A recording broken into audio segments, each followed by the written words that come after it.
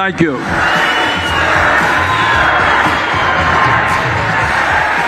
Thank you.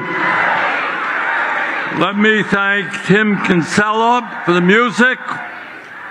Let me thank Fruitbats and Whitney for their music. Let me thank Arturo Landa with the Teamsters.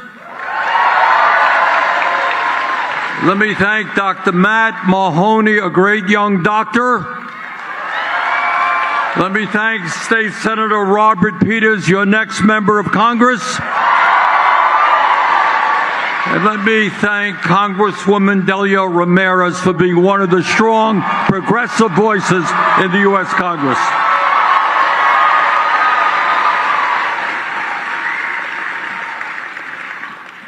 The truth, thank you. The truth is, politics is not complicated. What politics is about is trying to understand where we are today, how we got to where we are, and maybe most importantly, where we want to go in the future. Now, you may think that that's a pretty simple proposition. Well, where are we today? What's the problem? We all know where we are. Well, we don't. Where do we want to go in the future? Are we really discussing that? So I want to start off with a proposition, and I'm going to say it over and over again. We are the wealthiest country in the history of the world. There is no excuse why every man, woman, and child in this country is not enjoying a decent standard of living. Period.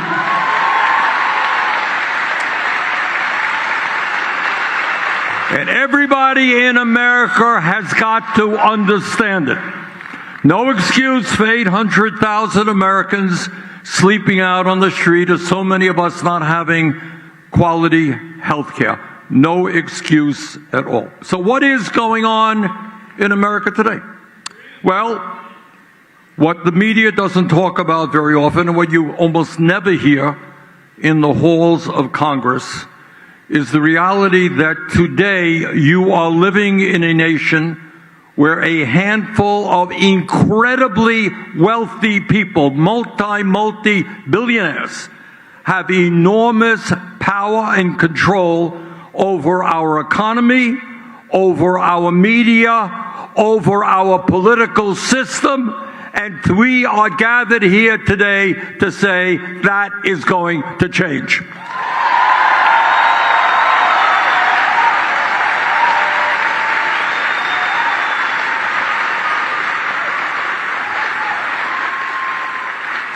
Today in America, we have more income and wealth inequality than we have ever had in the history of this country. You all got that? Never been more unequal, not in the 1920s, not in the 1860s, than it is today.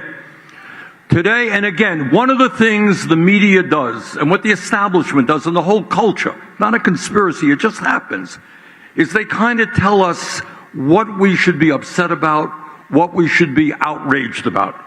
If some kid with a gun goes into a 7-Eleven, we're supposed to be outraged? We are. That's a crime. But somehow we are not outraged when so few have so much and so many have so little. Well, I think we should be outraged at that. In America today, if you can believe it, one person, our good friend Mr. Musk, you are familiar with Mr. Musk. One man owns more wealth than the bottom 52% of American households. You got that? Can you believe that? I mean, it is to me, now you don't hear that discussed very much, right? I think I'm one of the few people who talk about it. So in the richest country on earth, it doesn't matter how rich we are because of this massive inequality. One guy, more wealth than the bottom 52%. The top 1%, more wealth than the bottom 93%. CEOs today are making 350 times more than the average worker. Today in America, you have more concentration of economic ownership in sector after sector, whether it's media, financial services, agriculture, transportation, you name it. A handful of giant corporations control what is produced and what you pay for those products. But what the economy is not just income and wealth inequality, where the richest people have never had it so good. It's not just concentration of ownership. We are also looking at 6 major media conglomerates that own and control what you see, hear, and read. Do you ever wonder why some of the most important issues facing working people never get discussed? Well, that's kind of why. Do you ever ask yourself, how come we don't hear about what other countries around the world are doing in terms of healthcare or education? That is kind of why. So you got a handful of billionaires controlling the economy, and they control the media. But that's not enough. They also now control our political system. So let us be clear. And that is especially since this disastrous Citizens United Supreme Court decision.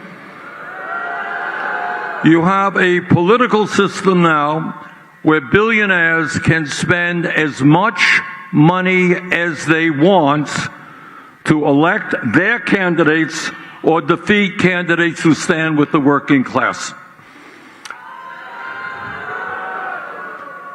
This is how the system works. Elon Musk, our friend again, contributed $270 million to elect Donald Trump president. And his reward, these guys don't make an investment without asking for something in return. They don't make these donations out of the goodness of their heart. And what he got was the ability to run the United States government for 3 or 4 months and to exercise his extreme right-wing ideology. So what Mr. Musk was able to do at a time when Social Security Administration is understaffed, seniors are having trouble getting information about their benefits, 7,000 Social Security employees were fired. At a time when we are not adequately staffing the Veterans Administration so that the men and women who put their lives on the line to defend us get the health care and benefits they deserve.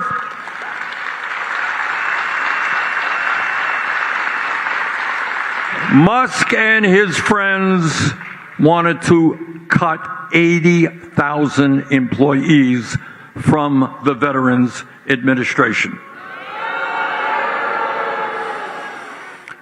But it's not just elections. It's important to understand, and I tell you this as the United States Senator, it's not just the power of money in buying elections. That's really bad. They're also involved in the legislative process every day with all of their lobbyists, etc. All right, this is how it works. Trump and the Republican leadership proposed this big, beautiful bill. Their so-called big, beautiful bill is, in my view, the most horrific and destructive piece of legislation ever passed in the modern history of this country.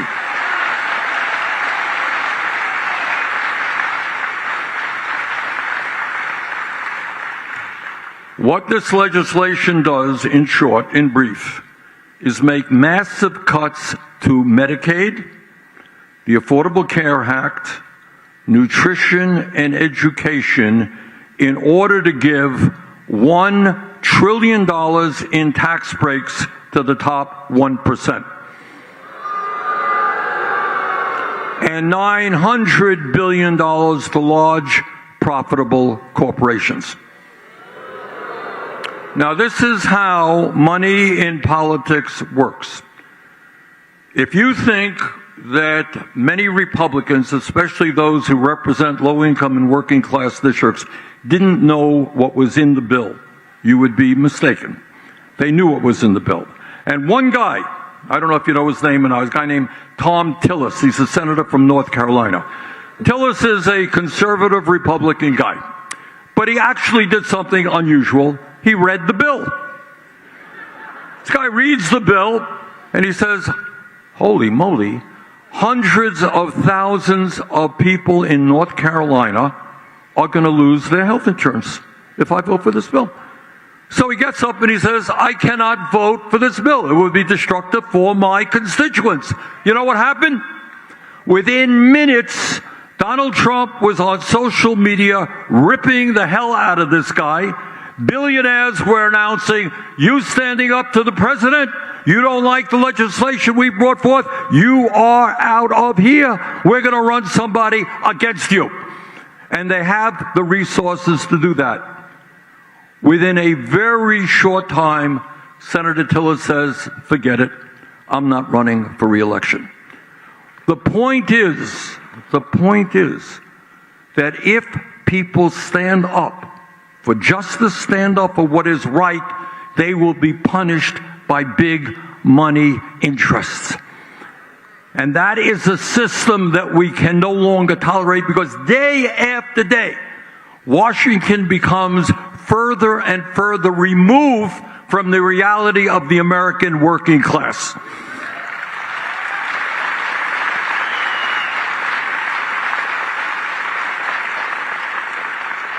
Now, as Delia and Robert told you, we are now living under the most dangerous president in perhaps the history of this country.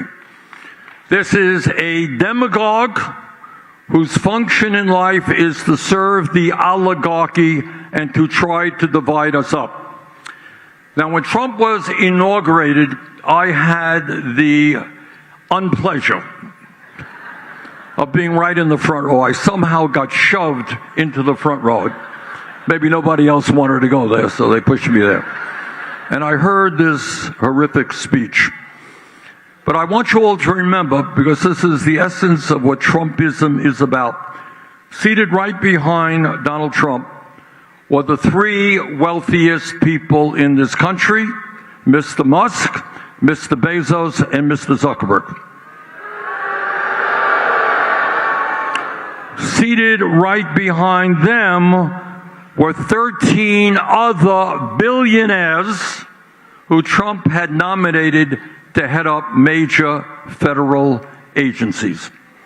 And as I was listening to this rather horrific speech, I really did think. I was thinking about American history, and I was thinking about Abraham Lincoln at Gettysburg. And some of you will remember, a few days after that terrible battle, where thousands of Union soldiers died to end the abomination of slavery, President Lincoln goes to the battlefield. People just died a few days before.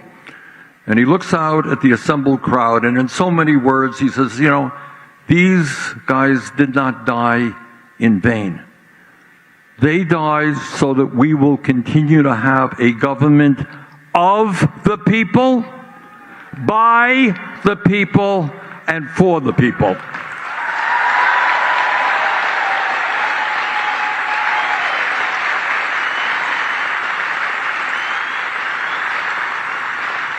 And when I was listening to Trump and thinking about Abraham Lincoln, I was thinking that this guy is giving us a government of the billionaire class, by the billionaire class, and for the billionaire class.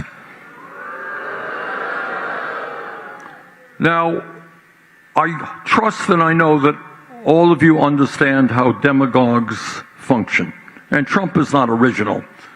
It goes on around the world, and it has gone on historically.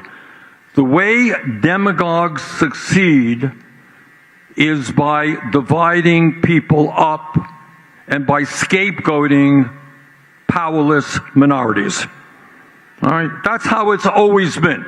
It's been true in this country. It's true all over the world. Europe, it was Jews and gypsies. In this country, it was gay people, black people, Latino people. Today, it is trans people and the undocumented. So, that's the strategy. I mean, it's a well thought out strategy. So instead of addressing the serious crises facing the country and say, all right, we got a crisis here, we got a crisis here. How do we work together to resolve those crises? What a demagogue like Trump does is say, forget about the healthcare crisis, forget about climate, forget about education, forget about housing. We're not going to talk about that. We're going to talk about how we hate this group of people and that group of people. And the antidote to that, which we must bring forth, we must create, is an understanding that if we do not all stand together, we're all going to go down together.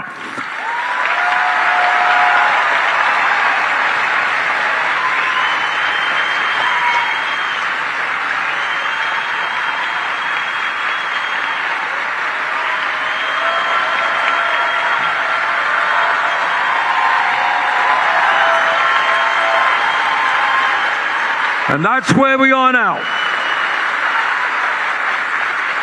So they want us to hate this group, and tomorrow it's another group, and tomorrow it's another group. So people in this country are hurting. And they want to understand what's going on. Why am I working longer hours for low wages? Why can't I afford health care? Why am I paying 50% of my income in housing? And Trump has an answer. It's the undocumented, it's trans people, it's whoever the next scapegoat is tomorrow. That's how demagogues function. And our job right now is to bring our people together around an agenda that says we're going to create an economy and a government that works for all of us, not just a few. We're not going to fall for your tricks anymore.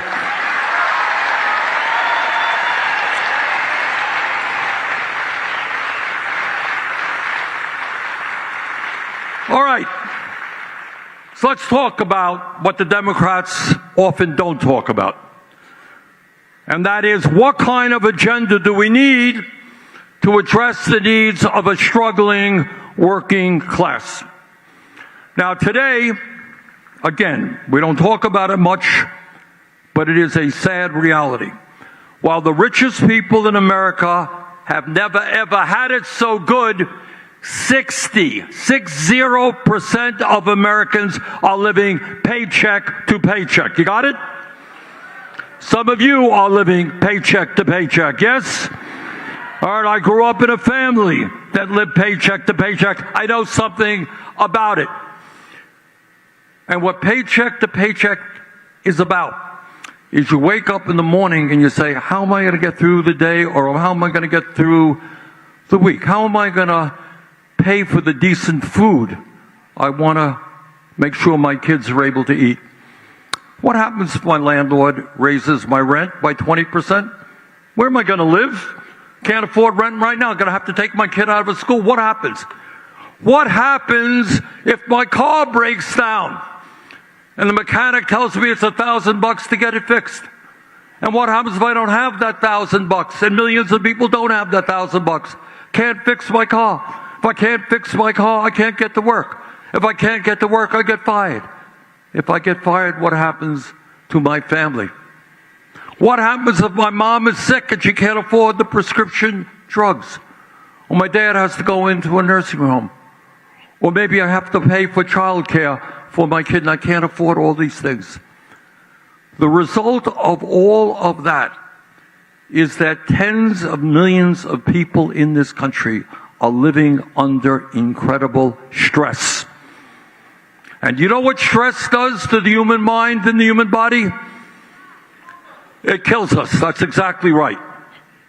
Now, one of the disgraceful things that we don't talk about much that's going on in America is, despite all of the money we spend on health care, I'm going to get to that in a second, despite all of the expenditures we have in health care, Our life expectancy, how long we live, is 4 years shorter than people in other wealthy countries. Got it? But you know what's even worse, and it is never discussed? Working class people in America live lives that are 7 years shorter than wealthy people. Why is that? Tell me why. Give me an example of what I'm talking about. All right, raise your hand. Tell me what that is about. Yes. Stand up. Tell me more about it. What does that mean? All right. All right, you got cancer. The truth is, I did, yes, woman right here.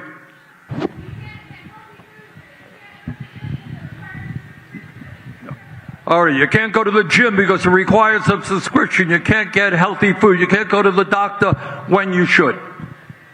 If you have to live under those conditions, day after day, month after month, year after year, what the doctors tell you, there is an expression. It's called the physiology of poverty, physiology of stress. It impacts your heart. It results in a whole lot of diseases, which is why working class people die significantly younger than the rich. That ain't right.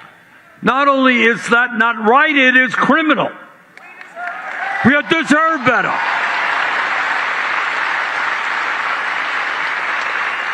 And one of the things that the system, in its broader sense, doesn't want us to ask is just that issue.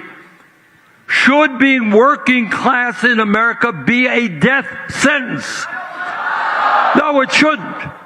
Should so many of our people have to struggle when you got a handful of people on top who have unbelievable wealth? That's right. Those are the issues that we have got to put on the table. God didn't create this stuff. This was created by people who are incredibly greedy. And let me tell you something, because I deal with these guys every day. Tell you a story, if I might. I'm on the Veterans Committee, and I take veterans issues very seriously. And I want to thank all the men and women here today who served our country, put their lives on the line.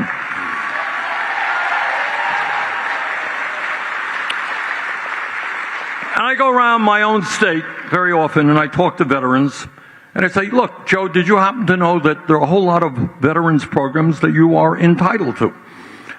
And Joe will tell me, he says, yeah, Bernie, I know that. But you know what? There are other people who need it more than me.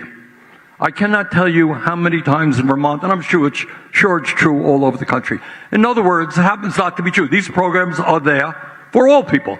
But these guys worry that if they get the program, somebody else who's maybe worse off than they will not get it. In other words, there is a generosity of heart and spirit. They worry about other people. That's what being human is about.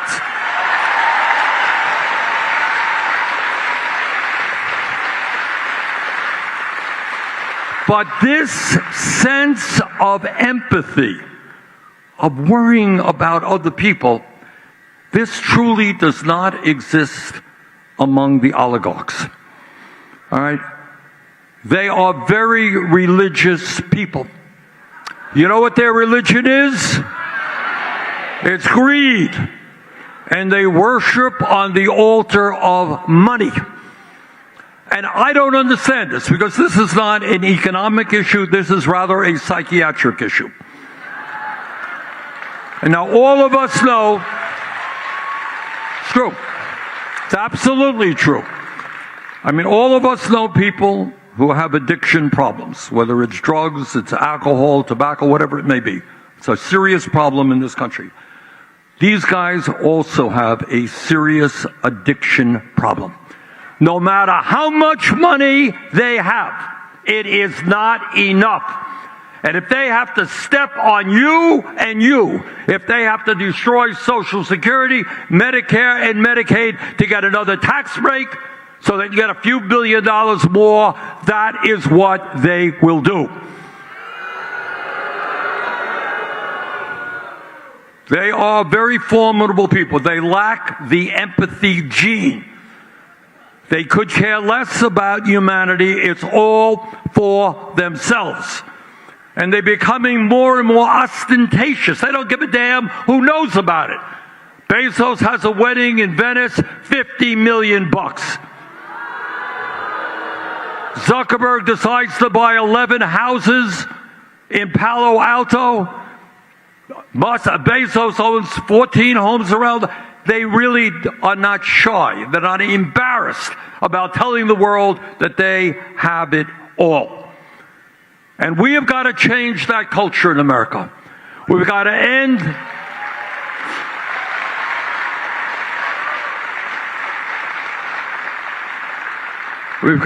the survival of the survival of the beast, all in it, fighting amongst ourselves.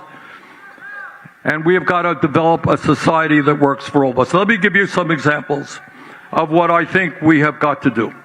What we have got to make clear, loudly and clearly, is that health care is a human right, not a privilege.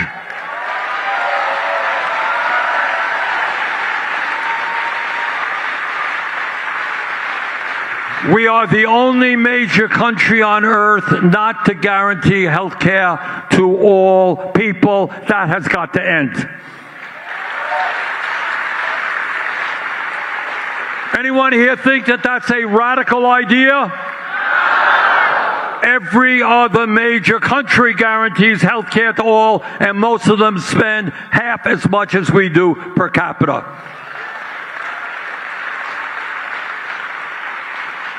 We have got to cut the cost of prescription drugs in this country in half. Think that's a radical idea?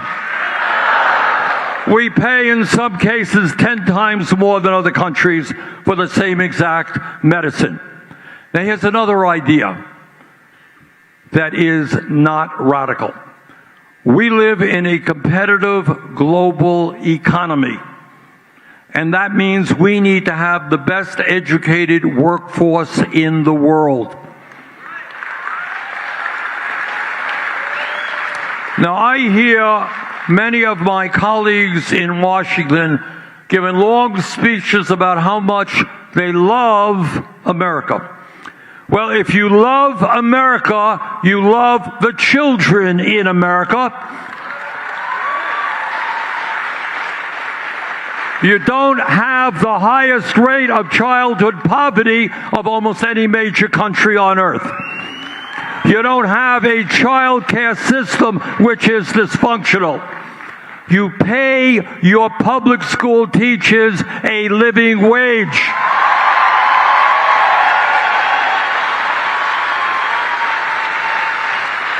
I want the best and the brightest to go into teaching. We should start off every teaching job in America at least $60,000 a year.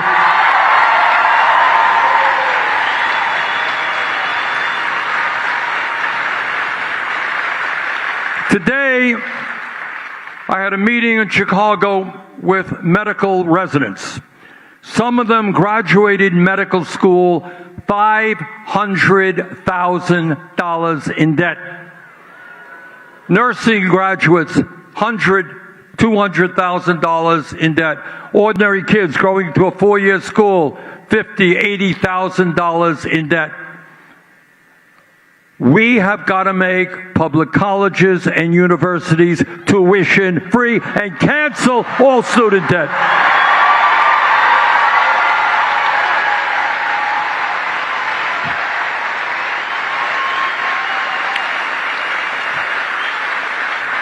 And again, I got to say this over and over again. I want you to think about it. This is the richest country on earth. Why should we have a dysfunctional child care system which costs parents far more than they can afford and yet pays child care teachers totally inadequate wages? Why is that? How is it that we can give $1 trillion in tax breaks to the 1%, but cannot have the best public school system in the world? That's not asking too much. And when we talk about where we are as a country, just talk to people the other day in Davenport. A young woman gets up and says, you know what? The likelihood is I am never going to own my own house. And the statistics are pretty clear. And again, try to understand, why is this? Why is it that the likelihood of a young person today owning a home is much less than his or her parents? We have a major housing crisis in America. In 2 weeks, there will be a bill coming before the Senate, the Defense Appropriations Bill. It will ask people to vote for a $1 trillion military budget for a Pentagon that cannot pass an independent audit. It increases military spending by $150 billion. Well, I think instead of spending $1 trillion on the military, how about using that new $150 billion to build millions of low-income and affordable housing units in America?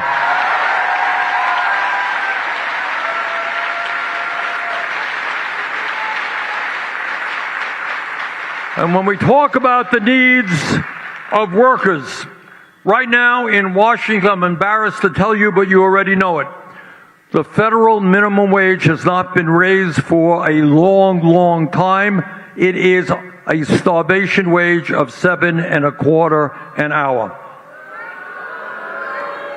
I have the radical belief that if somebody works 40 hours a week, that person should not be living in poverty. Radical idea. We got to raise the minimum wage to a living wage of at least $17 an hour. There are millions of workers who want to join unions. If we're going to rebuild the middle class in this country, we need to rebuild the trade union movement. We need to make it easier for workers to be in unions, not harder. And that's why we've got to pass the PRO Act. We are one of a few countries around the world that doesn't guarantee paid family and medical leave. Again, you're living in the richest country on earth. Moms and dads should not have to make the choice about whether they stay home with a sick kid or they get fired if they don't go to work. Not a choice that should have to be made in the United States of America. Let's pass paid family and medical leave.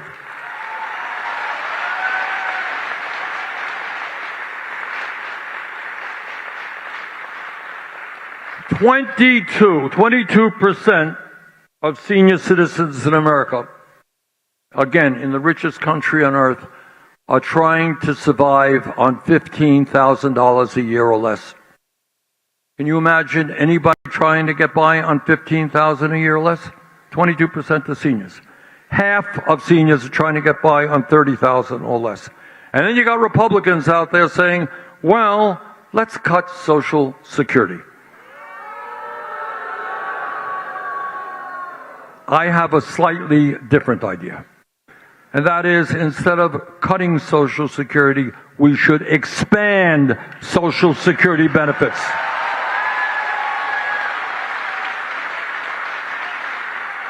And extend the solvency of Social Security so we know that it's there for our kids and our grandchildren. And you know how you do it? That's right. That's exactly right. Right now we have the absurd situation.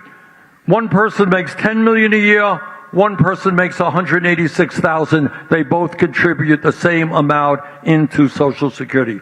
Lift the cap.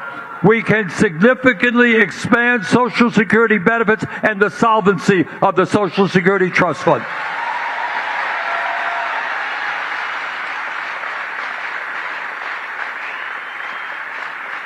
And let me remind the young people who are here that there was once a time, not so many years ago, when workers who worked for large companies had defined benefit pension plans, just like we have in Congress.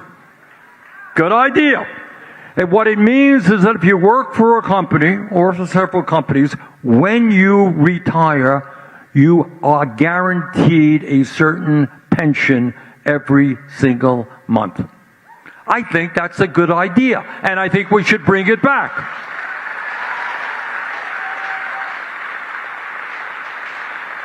All right.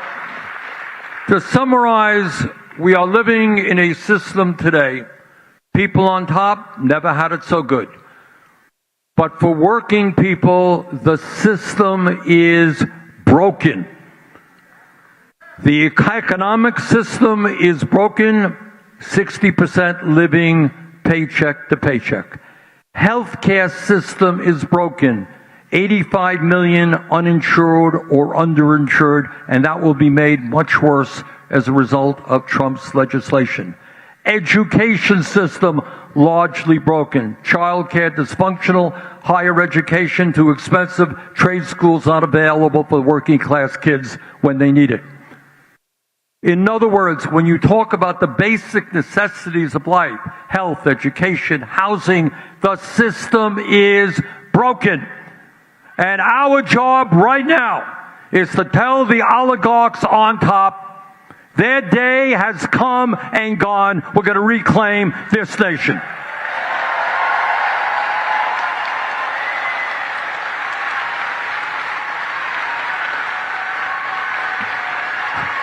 And nothing that I am saying, I want to pound this away. You know, I've been called a communist and everything else. Nothing that I am telling you is not supported by a strong majority of Americans. They know the system is broken. They know it is rigged for the rich. They know the political system is owned by the oligarchs. But not only, brothers and sisters, do we need to change our domestic policies. We need fundamental changes in our foreign policies. We must not give another nickel to Netanyahu and the Israeli government to starve the children of Gaza.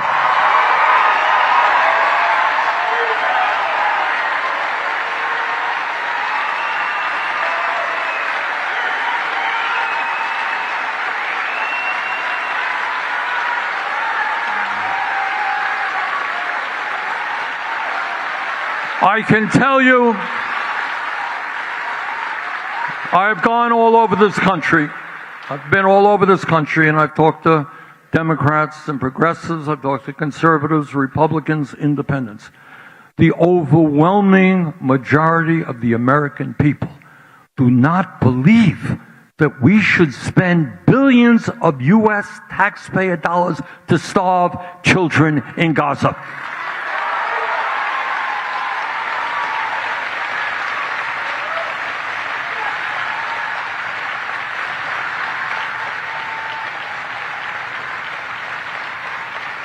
And this is an issue, and I want you to know this is an issue not only addressing the horrific situation which exists today, but how do you think the United States of America is going to have an ounce of credibility in condemning human rights abuses any place in the world? China does something, they're going to laugh in your face and say, you tell us about what we're doing, you supported the murder of the children in Gaza. Russia, the same thing. Russia's bombing Ukrainian cities. How do we go around condemning that when they're going to throw what's going on in Gaza in our face? So we got a supposed tough guy as president, right? Oh, he's a tough guy. He takes on the poor and the weak. Hey, Mr. President, if you're so tough, take on Netanyahu. Stop funding this war.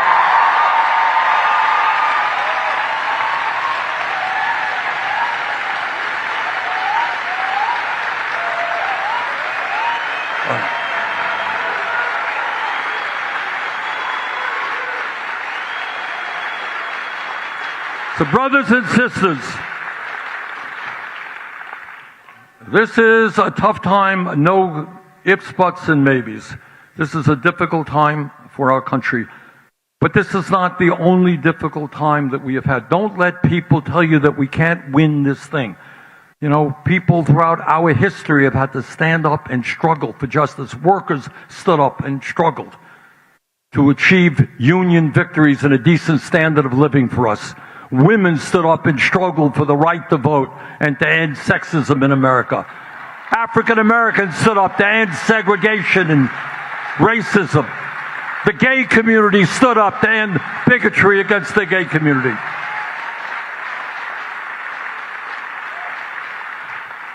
So our job now is every single day to stand up and fight against Trump's authoritarianism, his attacks on the working class. But it is also to hold out in our hearts and in our minds a vision of where this country should go. Wouldn't it be extraordinary if the whole world looked at America and said, wow, we want to emulate that great healthcare system you have. How'd you do it? That great educational system. How do you have affordable housing for all of your people? How do you have the best child care system in the world so that your kids are flourishing? That's the America we want.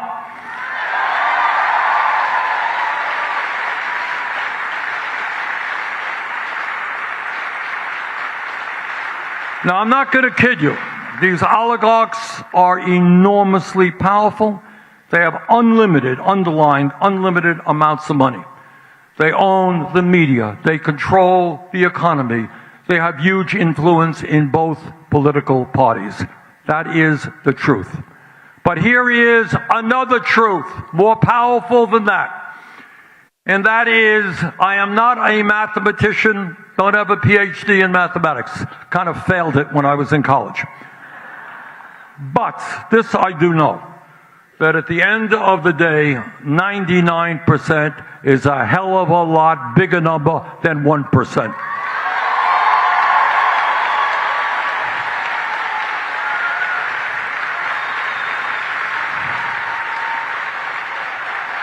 So brothers and sisters, this fight is not only for us, it's for our kids, it's for the entire planet in terms of climate change, it's for democracy around the world. As goes America, so goes the world. There's a lot of responsibility on each and every person's shoulders in this room.